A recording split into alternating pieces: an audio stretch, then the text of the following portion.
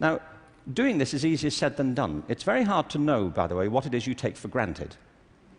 And the reason is that you take it for granted. So let me ask you something you may take for granted. How many of you here are over the age of 25? That's not what I think you take for granted. I'm sure you're familiar with that already. But are there any people here under the age of 25?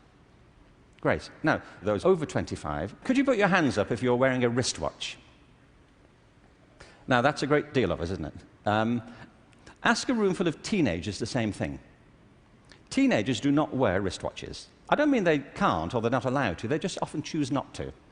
And the reason is, you see, that we were brought up in a pre-digital culture, those of us over 25, and so for us, if you want to know the time, you had to wear something to tell it. Kids now live in a world which is digitized, and the time for them is everywhere. They see no reason to do this. And by the way, you don't need to do it either. It's just that you've always done it, and you carry on doing it.